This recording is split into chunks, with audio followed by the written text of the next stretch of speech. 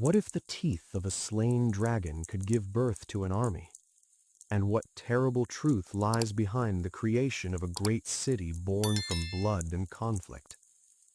Welcome to Classic Storytime Hub. Tonight's tale is The Dragon's Teeth by Nathaniel Hawthorne, a classic tale reimagined and retold for the modern age. Cadmus, Phoenix, and Celix, the three sons of King Agenor, spent the afternoon wandering freely with their younger sister, Europa. She was the youngest and unmistakably the most radiant. Together, the four children had drifted far from the palace, leaving behind marble halls and watchful servants until they reached a wide meadow where the land met the sea. On one side, the ocean shimmered under the sun, its surface broken by tiny waves that whispered softly as they touched the shore. On the other, the grass stretched green and alive, scattered with wildflowers. The boys laughed as they plucked blossoms from the field, weaving them into garlands. Soon they crowned Europa with flowers, draping them over her shoulders, piling them gently in her lap until she sat nearly buried beneath petals and color. Only her rosy face remained visible, glowing with laughter. "She's the finest flower of them all," Cadmus declared, and his brothers agreed. Then, without warning, a flash of color cut through the air. A butterfly, brilliant and almost unreal, fluttered low across the meadow. The boys shouted with excitement and gave chase, racing after it as though it were a living jewel, laughing and calling it a flower that had learned to fly. Europa stayed behind. The long day had made her tired, and she sank back into the grass where they had left her. The sea murmured steadily nearby, its rhythm slow and soothing, like a voice urging her to rest. Her eyelids grew heavy. Whether she truly fell asleep or merely drifted for a heartbeat she could not have said, but suddenly the grass trembled. A heavy step, then another. Europa stirred. Peeking out from beneath the flowers, she froze. Standing only a short distance away was a bull, large, powerful, and impossibly white. Its hide shone as though sculpted from snow, untouched by dust or shadow. It watched her in complete stillness. Her heart raced. Where had it come from? The children had played there for hours. There had been no herds, no animals grazing on the hills, no sign of life except their own laughter in the distant sea. Europa leapt to her feet, flowers falling away from her dress. "Cadmus! Phoenix! Celix! Where are you? Help me! Please come back! Drive it away!" But the meadow answered only with silence and the slow, steady breath of the bull. Her brothers were already too far away to hear her, and when fear tightened around Europa's chest, it stole her voice as well. The cry that tried to escape her throat dissolved into silence. She stood frozen in place, lips parted, her face drained of color, nearly as pale as the white lilies woven into the flowers still clinging to her hair. Yet it wasn't terror exactly that had shaken her so deeply. It was surprise.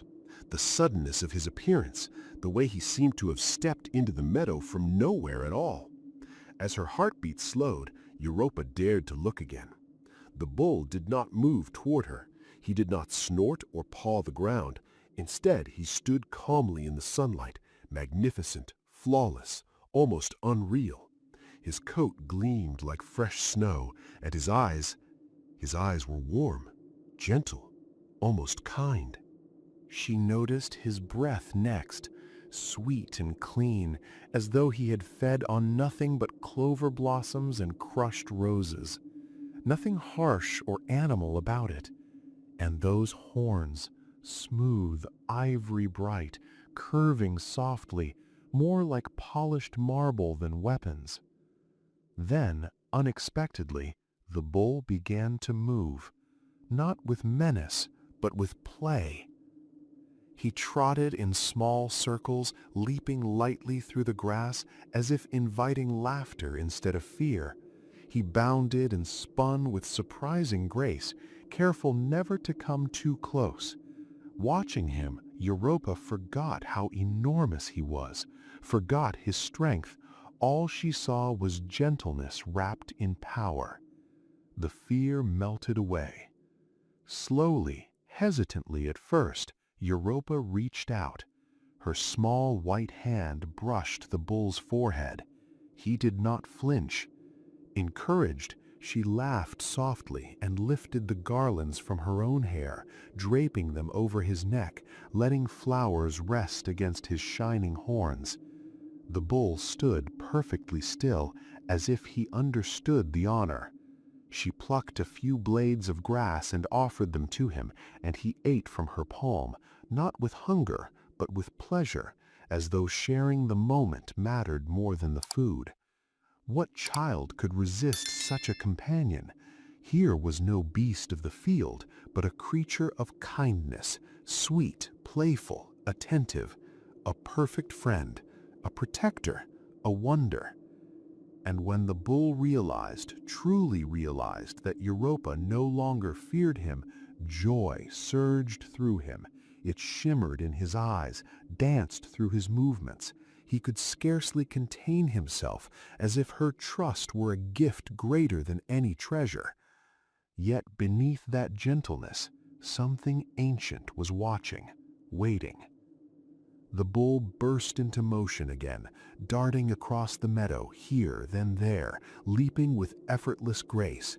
His movements were so light they barely disturbed the grass, as if the earth itself hesitated to touch him.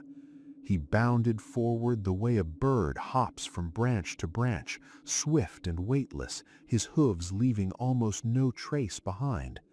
In the sunlight, his flawless white body looked less like flesh and bone and more like drifting snow carried along by an unseen breeze.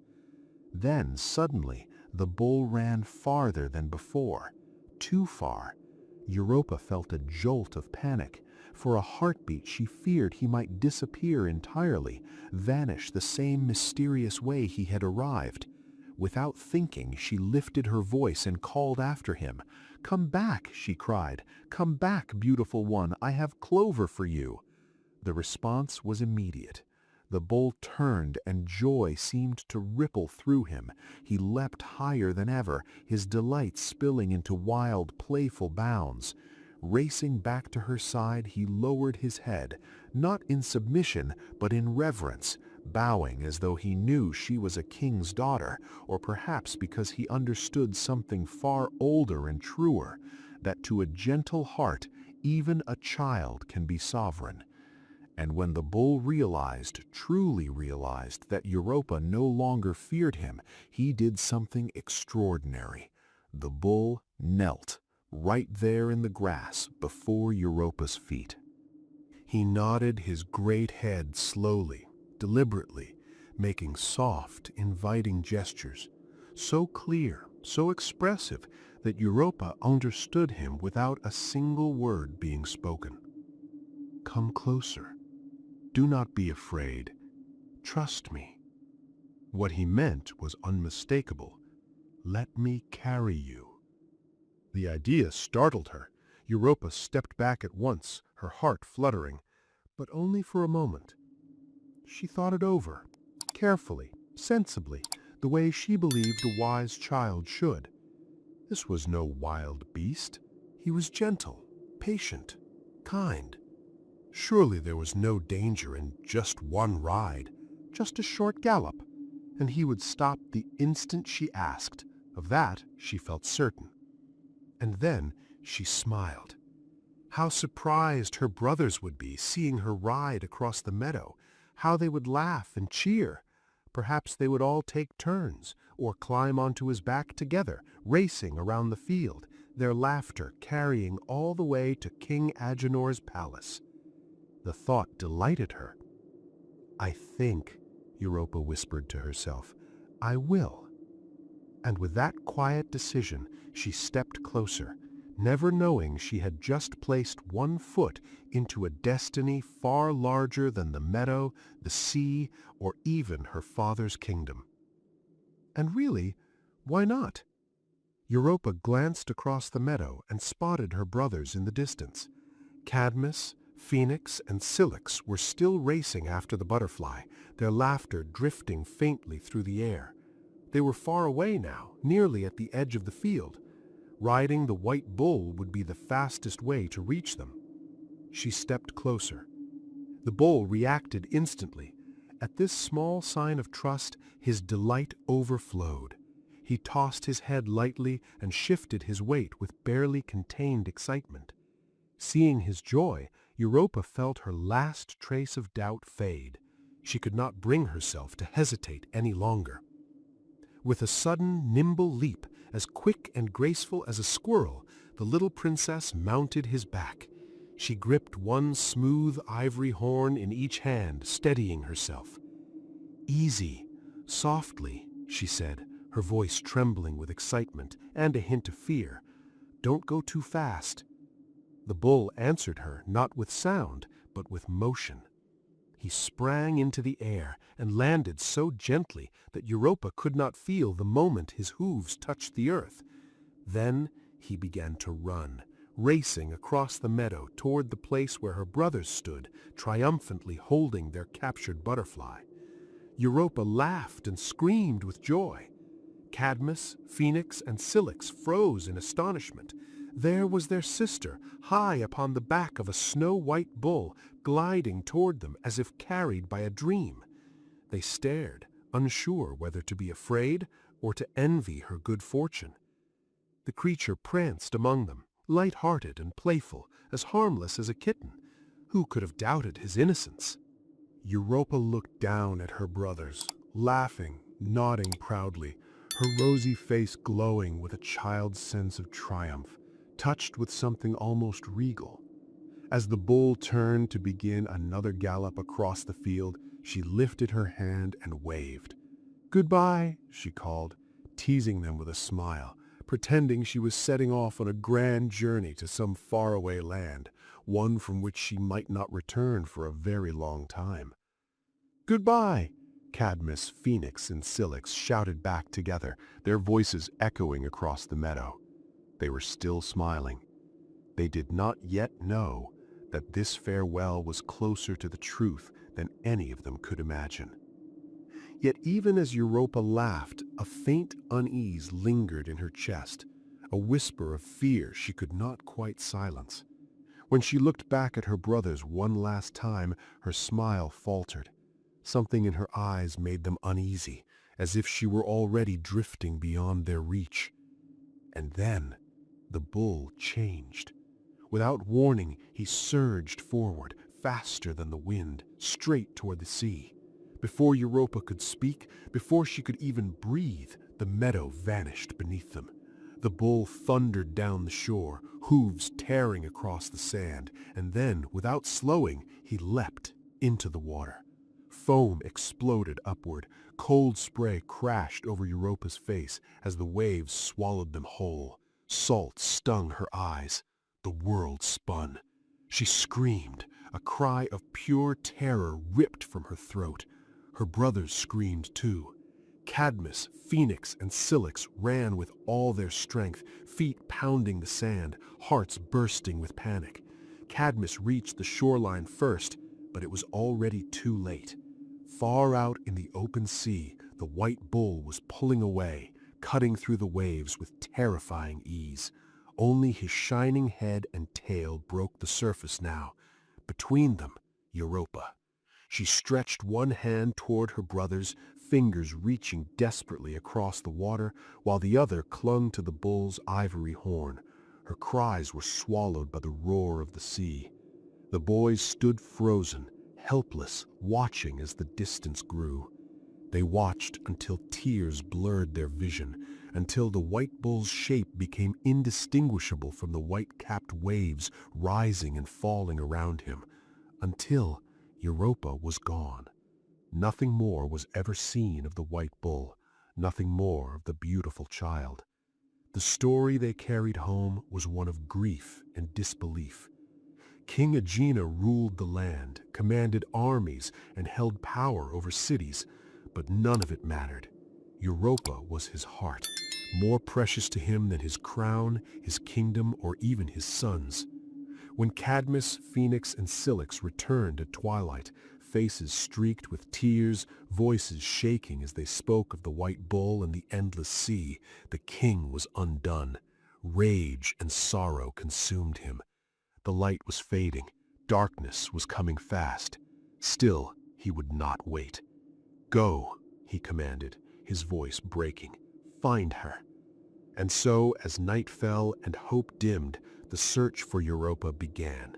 A search that would change destinies, shatter lives, and give birth to legends far darker than the meadow they had left behind. "You will never look upon my face again," the king thundered, his voice shaking the hall, "unless you return with Europa at your side. Do not come back to me. Do not cross these doors again until you place her hand in mine." As King Agenor spoke, fury burned in his eyes. His rage was so fierce, so overwhelming, that the boys dared not utter a single word, not even to ask for food. Silently, they turned away and fled the palace, their heads bowed, their hearts heavy with dread. They paused only once, on the palace steps, unsure which path to take, or where hope might still be hiding. That was when their mother appeared. Queen Telephassa rushed toward them, breathless, her face streaked with tears. She had not been present when the king passed his terrible judgment. Now, hearing what had happened, she spoke without hesitation. "I will go with you," she said. "No, mother," the boys cried. "The night is already falling. We don't know what dangers lie ahead." Telephassa shook her head, her grief spilling over. "That is precisely why I must go. If I were to lose you as well as my little Europa, I could not bear it." Before they could answer, another voice joined them. "Let me come too." It was Thasus, their childhood companion, raised beside them like a brother, the son of a sailor, born to the sea and its dangers. He loved Europa dearly, and there was no force that could have kept him behind. They agreed, and so together they set out. Cadmus, Phoenix, Cilix, and Thasus gathered closely around Queen Telephassa, holding her cloak, offering their shoulders whenever her steps faltered. Down the palace stairs they went, leaving behind light, safety, and certainty, stepping into a journey far longer and darker than any of them could imagine. At the threshold, they looked back one last time. King Agenor stood in the doorway, his face lit by a single torch held by a servant. Firelight danced across his hardened features as he called out into the growing darkness. "Remember this.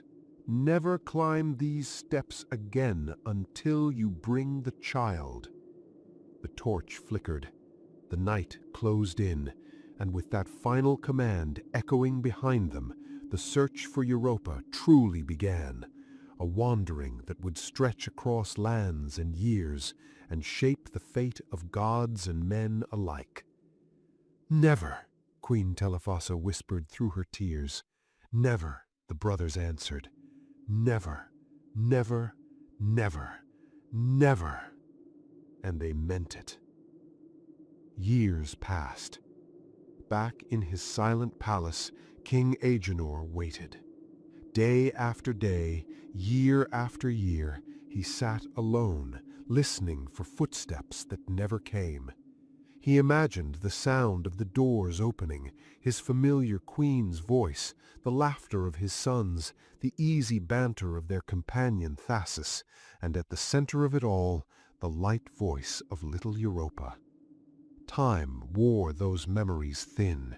So many years slipped by that, had they truly returned at last, the king might not have recognized the woman as Telephassa, nor the grown voices as those of the boys who once filled the halls with laughter. Hope aged into something quieter, something hollow. We leave King Agenor there, still seated on his throne, surrounded by beauty and absence, and follow the others instead. They traveled without end. Across mountains and rivers, over dusty roads and trackless wilds, they crossed seas and foreign shores, stopping wherever there were people to ask the same question. Have you seen her? Farmers paused in their fields. Travelers stared in disbelief. They could not understand the sight before them. A woman dressed as a queen, crown still upon her head, wandering the world with 4 young men at her side. In her haste, Telephassa had never laid aside her royal robes. Grief had given her no time for such things. But no one had answers. No one had seen a little princess carried away on a snow-white bull that ran like the wind. The journey stretched on. How long, no one could say. Time lost its meaning as roads turned into byways, and byways vanished into wilderness. Seasons passed, borders blurred. The world grew larger, harsher. Before they ever found a place to rest, their fine garments had faded and torn. Silk frayed, gold dulled.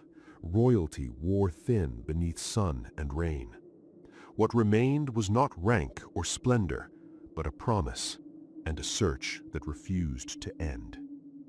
They were travel-stained and worn, the dust of 1,000 roads clinging to their boots and hems, though the streams they crossed washed some of it away. After a year of wandering, Queen Telephassa finally threw her crown aside.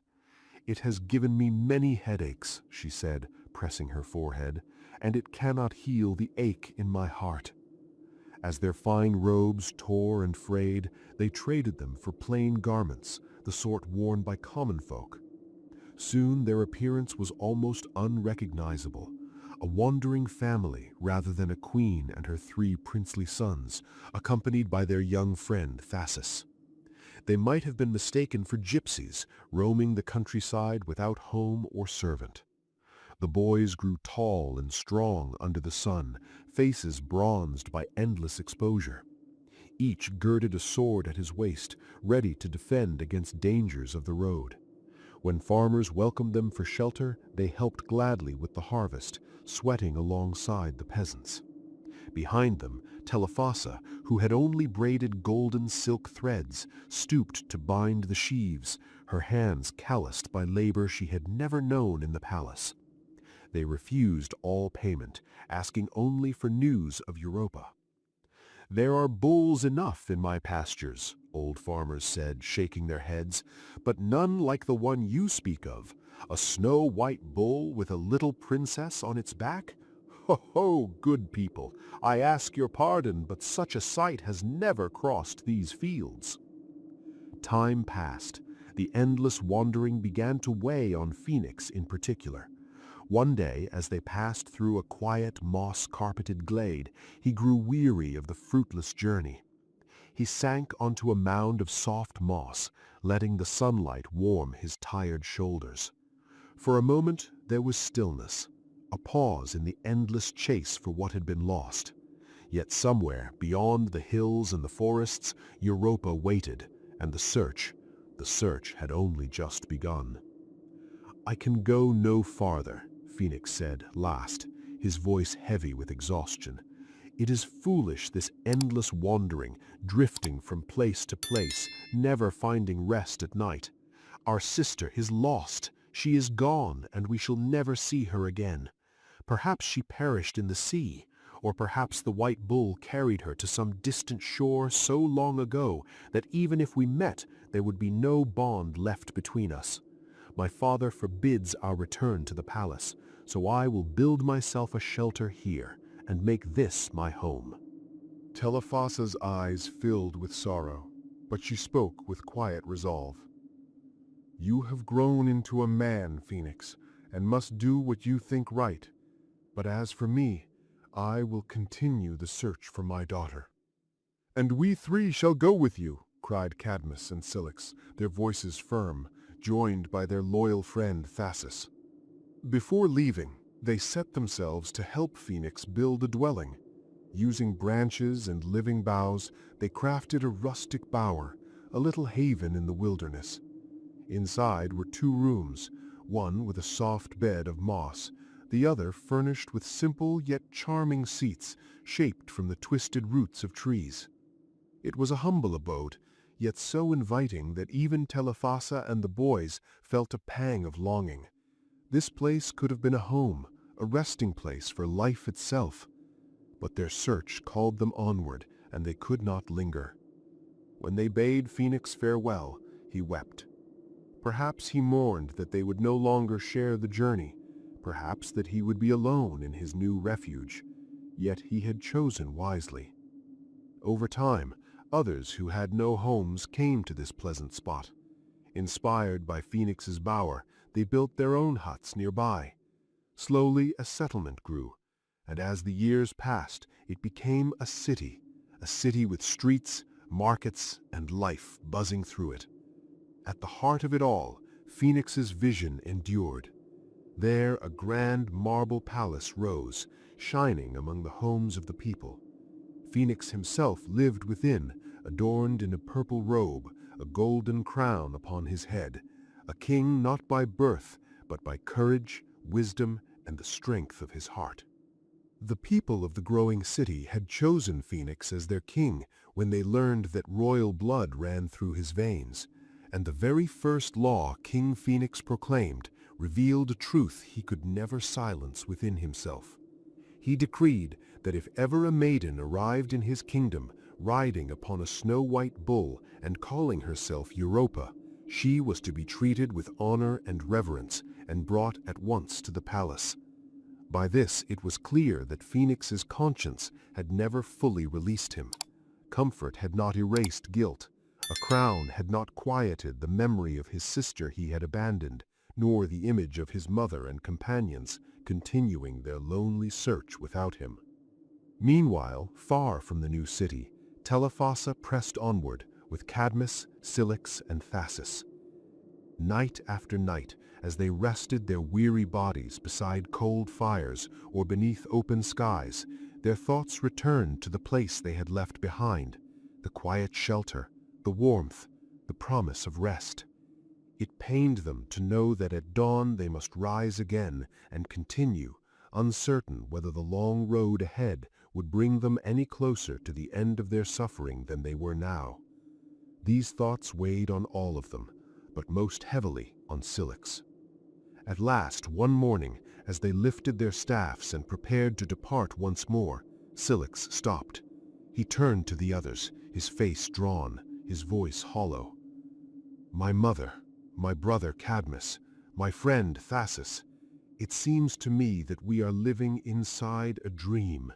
Nothing here feels real anymore. Our days stretch on without meaning." He paused, searching for words that had been growing inside him for years. "It has been so long since the white bull carried Europa away that I can no longer picture her face. I cannot recall the sound of her voice. Sometimes I almost wonder whether such a little girl ever truly lived at all." The words fell heavily between them. "And even if she did, I am certain she lives no longer.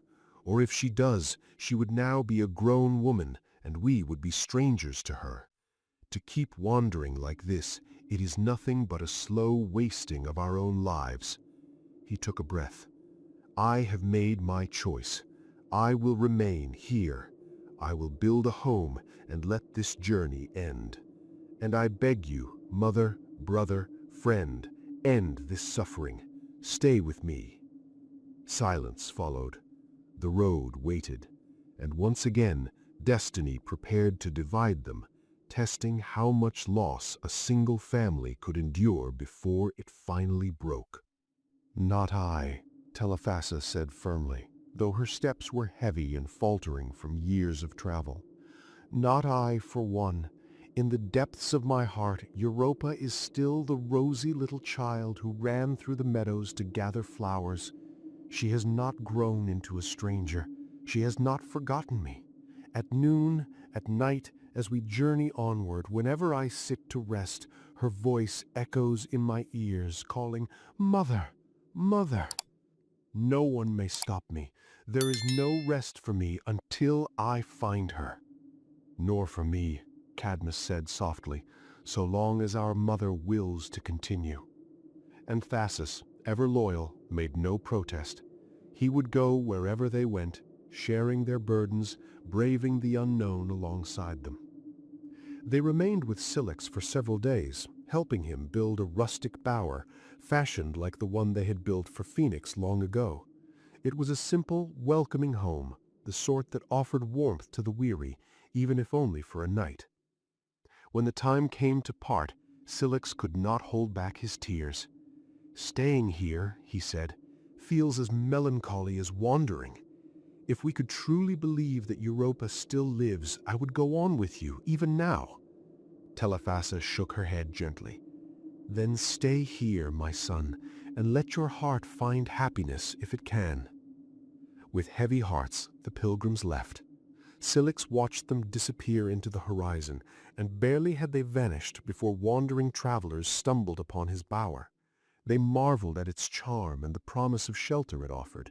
The land around it was vast and unoccupied, and soon more huts appeared, then more and more still. A city grew, rising from the wilderness like a story carved into the earth. At the heart of this new city stood a palace of colored marble, magnificent and gleaming under the sun.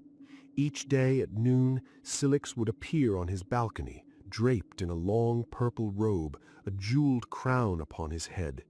The people, discovering that he was a king's son, had no hesitation. They saw in him a leader worthy of their admiration and crowned him their king. Thus, from loss and wandering, another kingdom was born, another life carved from the endless search for Europa.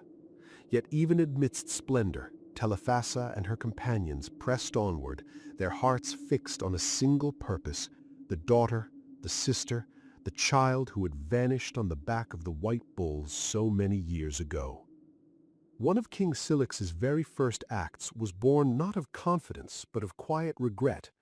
He dispatched an expedition, led by a solemn ambassador and guarded by bold, hardened young men, sending them across the known kingdoms of the earth. Their mission was simple yet desperate: to ask if anyone had seen a young maiden racing across the land on the back of a white bull. It was clear, at least to me, that Cilix blamed himself. Somewhere in his heart he must have believed that he had abandoned the search too soon, while he still had strength enough to take one step after another. As for Telephassa, Cadmus, and the faithful Thasus, it pains me to imagine them still pressing onward in that endless pilgrimage. The two young men devoted themselves to the weary queen, guiding her across broken ground, lifting her in their arms to cross cold rivulets, and seeking shelter for her at night, even when they themselves slept on the bare earth. Oh, how sorrowful it was to hear them question every traveler they met, asking whether Europa had passed that way, long, long after the white bull had carried her into legend. Though gray years crept between them and the memory of the child, blurring her image with time, none of the three ever dreamed of abandoning the search. Their hearts refused to surrender what hope their bodies could no longer sustain. But one morning, misfortune struck. Thasus awoke to find his ankle badly sprained, swollen, and useless. He could not take another step. "In a few days," he said mournfully, "I might hobble along with a stick, but I would only delay you, perhaps even prevent you from finding dear little Europa after all your suffering. Go on without me, my beloved companions. Leave me here, and I will follow as I'm able." Queen Telephassa bent down and kissed his forehead. "Thou hast been a true friend, dear Thasus. Though thou art neither my son nor Europa's brother, thou hast proven truer to us than Phoenix and Cilix, whom we left behind. Without thy loving strength and that of my son Cadmus, my limbs could never have carried me so far. Now rest and be at peace, for this is the first time I have confessed it even to myself. I begin to doubt whether I shall ever find my beloved daughter in this world." Tears rolled down the poor queen's cheeks as she spoke, for it was a cruel admission. Her hopes were fading, and the mother's heart ached under the weight of despair. From that day onward, Cadmus noticed a change. Telephassa no longer moved with the light, determined spirit that had carried her across countless leagues of wilderness. Her steps grew slower, her burden heavier upon his arm. Before they set out, Cadmus helped Theseus build a modest bower, a haven of branches and green boughs, while Telephassa, too weak to labor herself, offered counsel on making it as comfortable as possible. Yet Theseus could not linger long in his quiet retreat. As had happened with Phoenix and Cilix, other homeless travelers discovered the pleasant spot and settled nearby. In time, a city grew, another outpost of hope rising from the wilderness. At its heart, a palace of red freestone emerged, and Theseus, despite having no royal blood, was crowned king, not by inheritance, but by the measure of his courage, his integrity, and the steadfastness of his heart. Draped in a purple robe, scepter in hand, and crown upon his head, he administered justice to the people, ruling with fairness and wisdom. Yet the kingdom could not hold him forever. When the city's affairs were in order, Theseus laid aside crown, robe, and scepter. Taking up his pilgrim's staff, the one that had carried him so far, he set forth once more, driven by the same hope that had guided him all these years, to find any trace of the snow-white bull, any mark of the vanished child, Europa. Even after long journeys and weary years, when Theseus returns to his throne, he maintained a vigil of remembrance. A fire burned constantly in his palace, a bath steamed in readiness, food was prepared. A bed of spotless white sheets awaited the day Europa might appear, a welcome prepared for the maiden who had vanished so many years before. In every corner, in every action, Theseus's heart stayed true to her, an eternal guardian of hope. Though Europa never appeared, the faithful Theseus still reaped the quiet blessings of many wandering souls. The food and shelter he kept ready, meant for the long-lost playmate of the king's boyhood, nourished weary travelers, and their gratitude filled the halls with warmth even in her absence. Meanwhile, Telephassa and Cadmus pressed onward, two figures against the endless horizon. The queen leaned heavily on her son's arm, each step a trial, each mile a struggle. Yet despite weakness and pain, she refused to surrender. Her resolve was unbroken. It was enough to bring tears to the eyes of even the most hardened men to hear the melancholy in her voice as she questioned every passerby. "Have you seen a little girl? No, I mean a young maiden, now grown, passing by this way, riding upon a snow-white bull that runs swifter than the wind." Time and again, the answer came, no. And sometimes the villagers, seeing Cadmus with this solemn, sorrowful woman, whispered in his ear, "Surely she is not in her right mind. You should take her home, make her comfortable, help her let go of this dream." Cadmus would shake his head. "It is no dream," he said quietly. "Everything else is a dream, save that." But one day even Cadmus could sense the frailty in his mother more than ever. Her steps faltered, her strength gave way almost completely to his arm. At last they reached a quiet, solitary spot, and Telephassa turned to him with a gentle gravity. "Cadmus," she whispered, "I must lie down now. Take a long, good rest." "A long rest, mother?" Cadmus echoed softly, kneeling beside her. "As long as you please, my dearest." Telephassa bade him sit upon the turf beside her, then reached for his hand. There, under the vast sky and the endless silence of the wilderness, a mother and her son shared a fragile moment of reprieve, one small pause in a journey that had spanned years and which still bore the heavy weight of hope, loss, and unwavering devotion. "My son," Telephassa said, her dim eyes fixed tenderly upon him, "the rest I speak of will be very long indeed. Do not wait for it to end. Cadmus, you must understand. You must make a grave here and lay your mother's weary body within it. My pilgrimage is over." Cadmus could not bear it. Tears streamed down his face as he refused to accept that the mother who had carried him through countless trials, who had endured every hardship for the sake of her lost daughter, was now to leave him forever. Yet Telephassa spoke gently, reasoning with him, kissing his tear-streaked cheeks. Slowly, Cadmus realized that it was not suffering but release that she sought, that her spirit would be free from the toil, the sorrow, and the endless grief that had burdened her ever since Europa vanished. "Dearest Cadmus," she whispered, "you have been the truest son any mother could ever hope for, faithful to the very end. Who else would have borne with my infirmities as you have? It is through your care, tender child, that my grave was not dug long ago in some remote valley or hillside far behind us. Now it is enough. You shall wander no more on this hopeless search. But when I am laid in the earth, my son, then go to Delphi and ask the oracle what path you must follow next."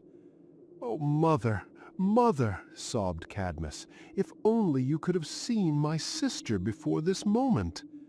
"It matters little now," she replied, a faint, serene smile touching her lips. "I go to the better world, where sooner or later I shall find her." I will not sadden you, dear listeners, with the details of her passing or the placing of her body in the earth. It is enough to know that her last smile did not fade. It grew brighter, as if guiding Cadmus's heart, reassuring him that at the very first step into the better world, she had found Europa in her arms. Cadmus planted flowers upon her grave, leaving them to bloom and brighten the place long after he had gone, a living tribute to the mother whose love had carried him through every trial and whose memory would light the path of his future. After performing his last sorrowful duty, Cadmus set out alone, following the path to the famed oracle of Delphi, just as his mother had advised. Yet even in solitude, old habits die hard.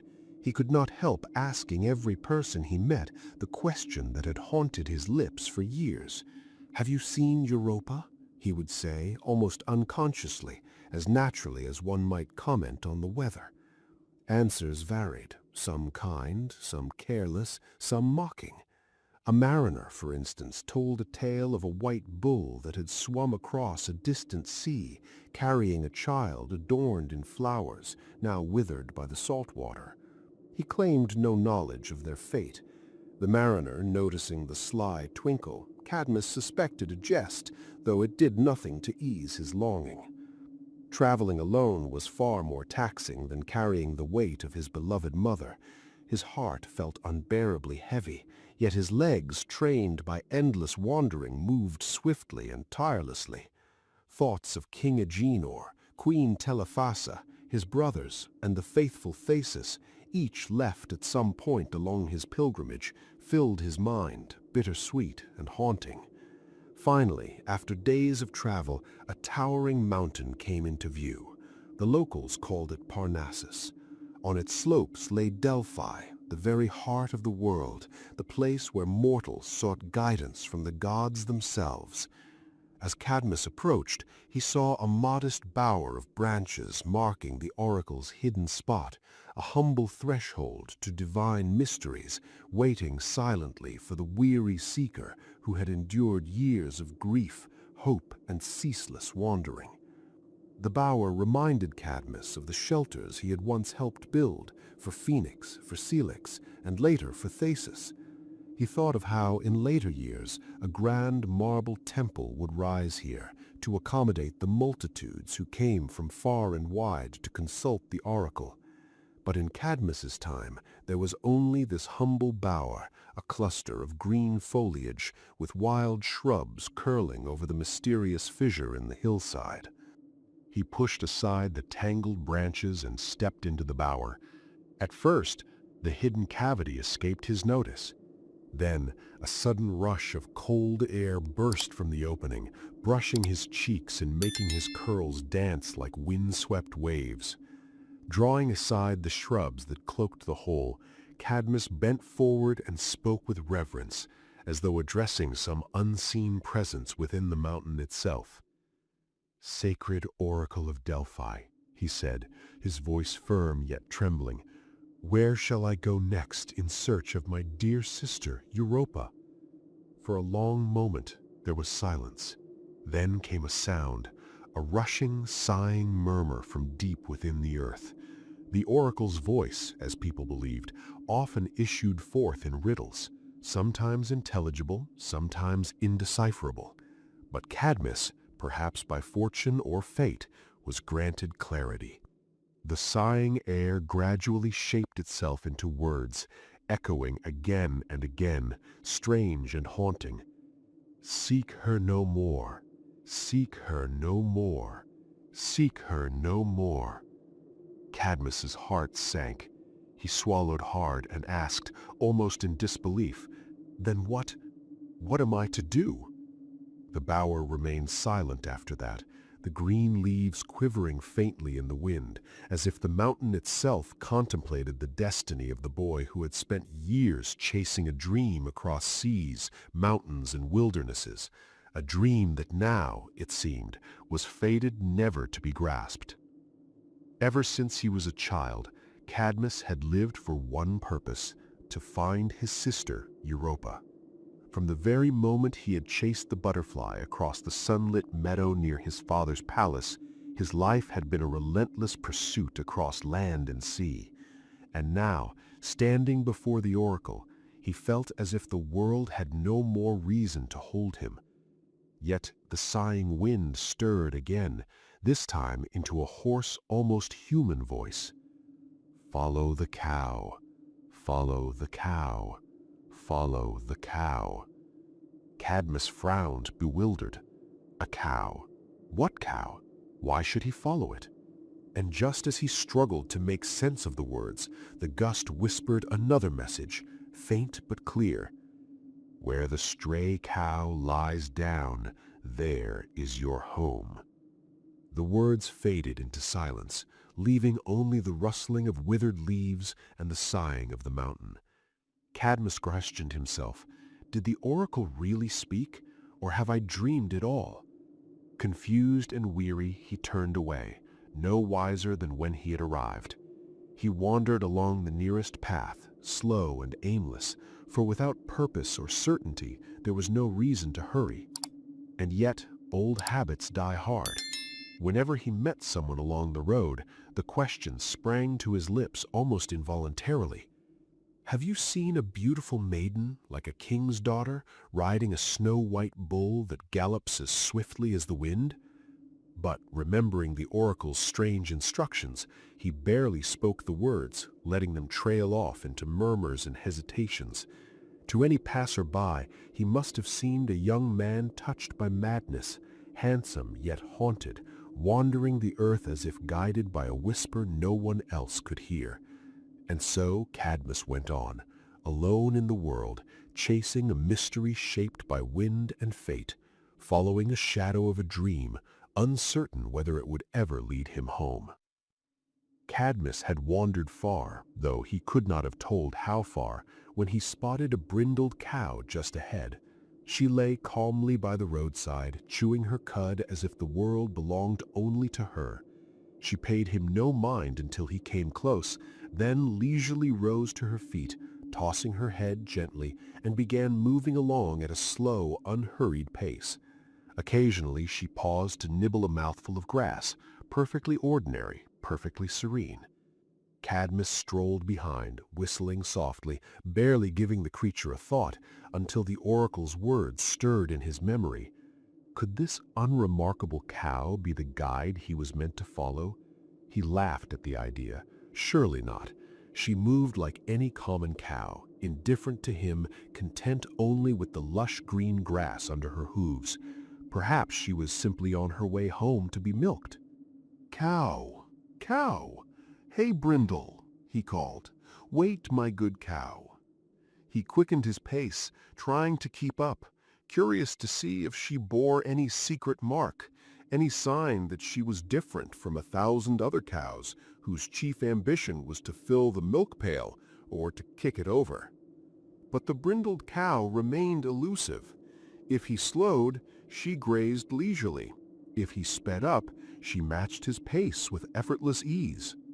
Once, when Cadmus tried to run ahead, she lashed out with her heels, tail raised straight in the air, and dashed off in a sudden gallop, moving with the strange, unpredictable grace that cows only seem to muster when they are in a mood of their own. Cadmus paused, breathless, uncertain. Was this the cow of the oracle's prophecy, or merely another ordinary creature leading him on a path of mystery that he was not yet ready to understand? Cadmus soon realized that no matter how fast he walked, he could never quite catch up with the cow.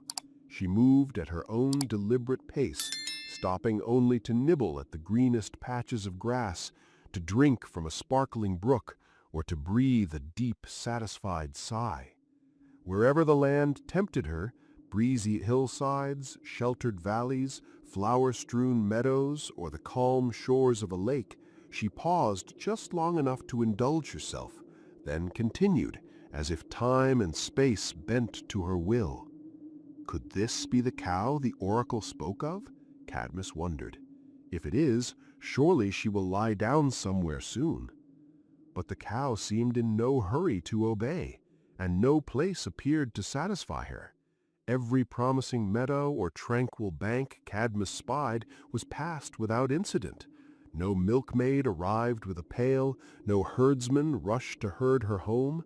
She simply went on, graceful and unhurried, a creature guided by her own secret purpose. Cadmus trudged after her, exhaustion creeping into his bones, yet he could not give up.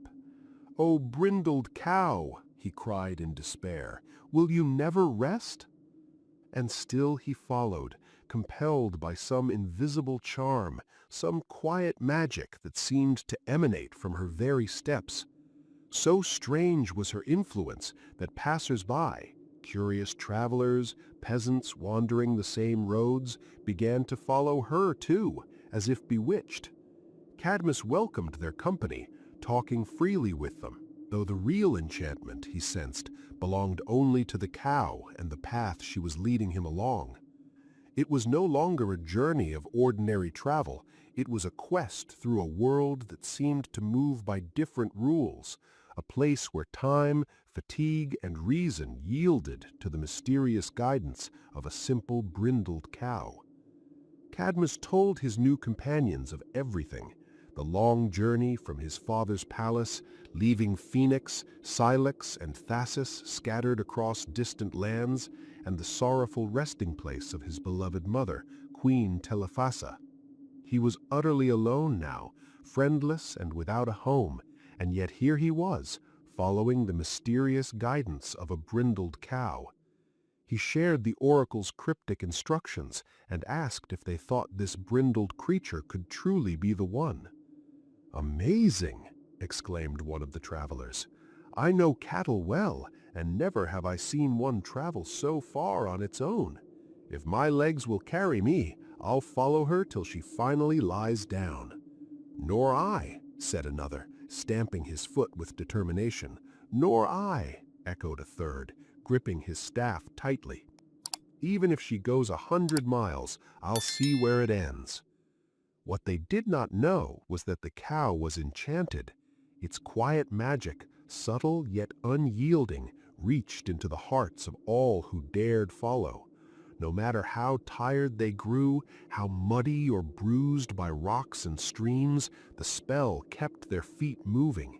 Each step carried them forward, drawn by a force they barely understood, yet believed was entirely their own choice. Despite the exhaustion, their spirits never faltered.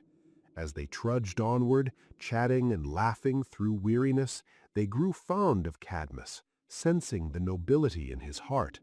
They vowed that wherever this mystical cow finally lay down, they would build a city.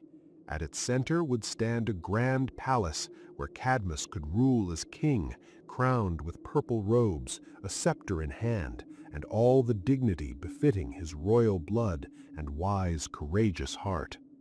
As they spoke of cities yet to be built and imagined the streets, the palaces, and the marketplaces, one of the travelers suddenly pointed ahead. "Joy! Joy!" he cried, clapping his hands. "Brindle is going to lie down!" All eyes turned, and there it was.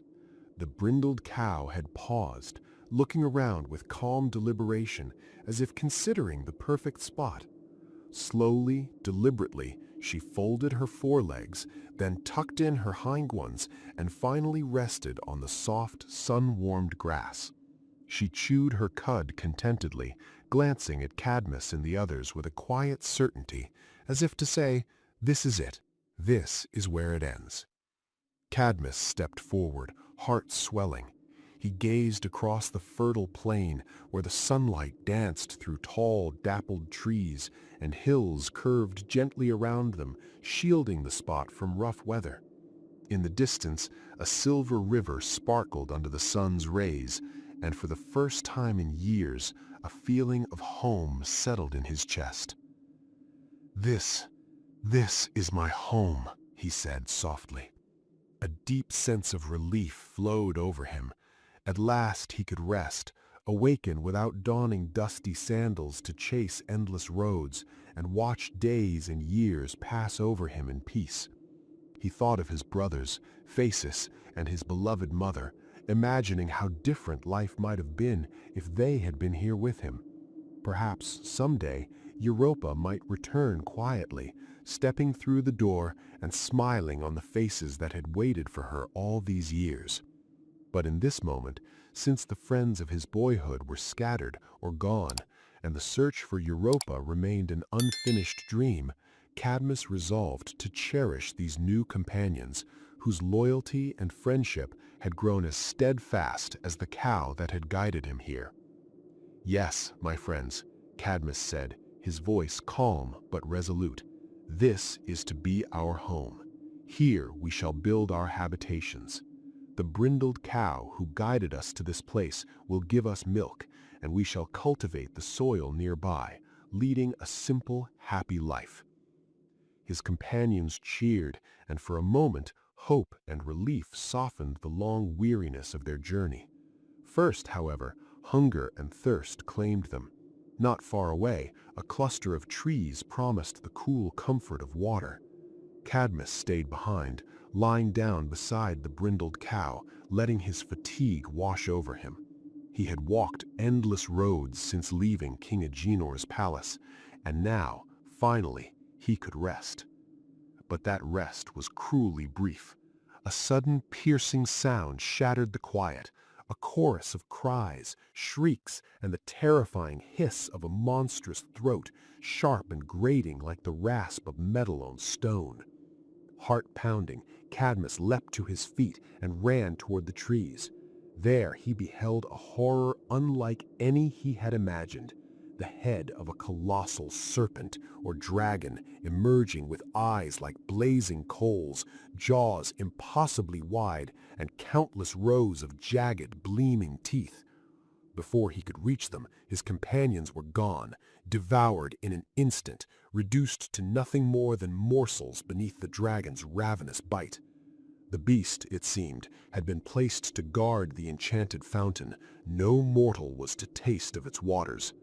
The dragon hadn't feasted in centuries, and its hunger was a nightmare made flesh.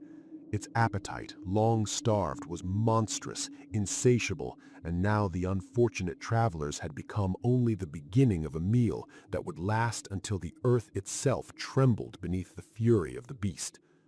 The moment the dragon noticed Cadmus, it released a hideous hiss that split the air like tearing iron.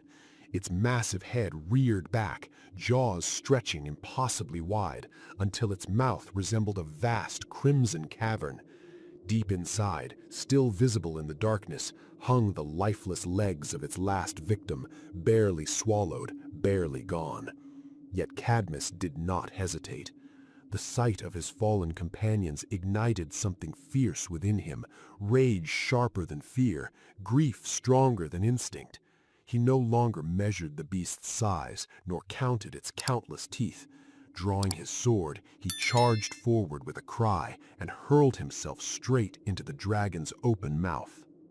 The attack was so reckless, so unexpected, that the monster froze for a heartbeat. Cadmus had leapt so deep into its throat that the terrible rows of teeth could not close around him. Steel flashed again and again as he struck from within, slashing blindly at the creature's living core. The struggle shook the ground. The dragon's tail whipped through the grove, splintering trees into flying shards of wood. The earth trembled beneath its fury. But inside the beast, Cadmus did not stop. He struck and struck again until the dragon's strength faltered and its movements grew wild, then desperate. At last, the creature tried to flee. It had barely dragged its colossal body away when Cadmus drove his sword home with one final, merciless thrust. The battle ended in a convulsion of scales and blood. Slowly, Cadmus crawled out through the gateway of the dragon's jaws and stood gasping beside the fallen monster. The massive body still writhed, but its power was gone. There was no life left in it, no threat remaining that could have frightened even a child. Victory, however, brought no comfort. As the silence returned, Cadmus felt the weight of what had been lost. The friends who had trusted him, the voices that had followed him, all gone. It seemed to him that fate itself had marked him for loneliness, that everyone he loved was destined to perish. Now he stood alone in a wild, empty land, surrounded by death, with no one left to help him build even a simple shelter. "What shall I do?" he cried into the still air. "It would have been better for me to die with them, to be devoured by the dragon as my poor companions were."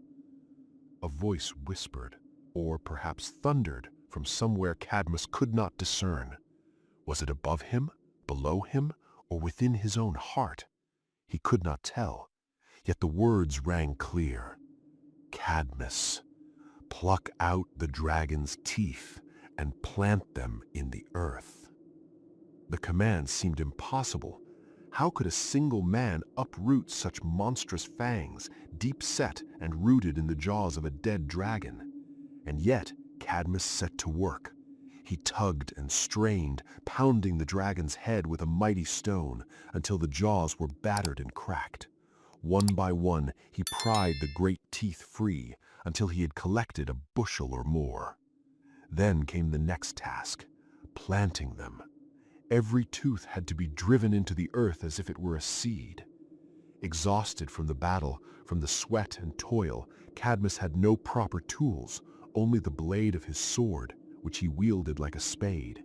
Slowly, laboriously, he turned the dark soil and planted the fearsome seeds. Yet half of the teeth remained, waiting for another day. Cadmus leaned heavily on his sword, panting, heart hammering, and gazed at the field. What would happen now? At first, nothing. Only the sunlight slanted across the freshly turned soil, making it glisten like any ordinary patch of earth. Then, almost imperceptibly, a shimmer appeared. First at one spot, then another, until the whole field seemed to sparkle with 1,000 points of light. Cadmus blinked. Steel. Gleaming steel. The dragon's teeth were sprouting, spears rising from the ground like stalks of wheat, ever taller, ever sharper. Sword blades erupted beside them, thrusting themselves skyward as if seeking battle. Polished brass helmets followed, breaking the surface in a strange, rapid crop. And beneath every helmet, the shadowy semblance of a warrior's face began to form, grim, fierce, and full of life. The field trembled as the warriors grew, a living army emerging from the earth itself, rising from the teeth of the dragon, ready for war. Cadmus stood frozen, awestruck, realizing that the dead dragon's teeth had become more than mere weapons. They were the seeds of men, fierce and immortal, ready to spring into the world. Before Cadmus could even marvel at the miraculous sight, The dragon's teeth had yielded an entire army of men. Each figure, fully formed, emerged from the soil armed to the teeth. Helmets, breastplates, shields, swords, and spears gleaming in the sunlight. Barely free of the earth, they brandished their weapons, clashing them with furious energy, as though a single instant of life had convinced them that a battle must be fought. Every tooth of the dragon had become a warrior, born for war and mischief. Trumpeters rose as well, and at their first breath they lifted their brazen trumpets and sent forth a blast so thunderous it made the ground tremble. The sound tore through the formerly silent field, mingling with the clash of steel, the braying of instruments, and the shouts of enraged men. Cadmus watched in awe and fear, fully expecting the newly born army to put the entire world to the sword. How formidable would a great conqueror have been with even a bushel of the dragon's teeth to sow? Then the voice, mysterious and commanding, echoed again. "Cadmus, throw a stone into the midst of the armed men." Cadmus obeyed. Seizing a large stone, he hurled it into the throng. It struck the breastplate of a towering warrior with a resounding clang. The soldier, thinking himself attacked, swung his sword and struck his nearest neighbor, cleaving helmet and armor, sending the man sprawling to the ground. Pandemonium erupted. Every warrior nearest the fallen struck at those round him. Spears stabbed blindly, swords clanged with deadly precision, and before long each fighter fell upon another in confusion, only to be struck down himself. The trumpets blared ever louder, the battle cries rang shriller, and men fell in heaps, still shouting their war cries. The field, moments ago a quiet, sunlit plain, was now a scene of tumultuous carnage, the ground trembling beneath the fury of men born from dragons' teeth. Cadmus, heart pounding, realized that the magic of the dragon's seed had created not just soldiers, but chaos incarnate, and that the very earth itself had become a battlefield. It was the strangest spectacle of causeless wrath, a display of mischief with no purpose that had ever been witnessed. Yet in truth it was no more foolish or cruel than the 1,000 battles that men have waged since, in which brothers have slain one another for as little reason. Unlike ordinary mortals, who are born to love and help one another, these dragon-born warriors existed solely for conflict. The memorable battle raged on until the ground was littered with helmeted heads and fallen swords. From thousands who had risen from the dragon's teeth, only 5 remained standing. These giants met in the center of the battlefield, clashing swords with the same ferocity as before, striking at one another's hearts without pause. Then the commanding voice spoke again. "Cadmus, bid those 5 warriors sheathe their swords. They will help you to build the city." Cadmus stepped forward, every inch a king and leader. With authority in his bearing and sword extended, he addressed the 5 survivors. "Sheathe your weapons," he commanded. Instantly the warriors obeyed. They returned their blades to their scabbards and stood in a disciplined rank, eyes fixed on Cadmus with the deference of soldiers awaiting their captain's orders. These 5 had surely arisen from the largest dragon's teeth, the boldest and strongest of all.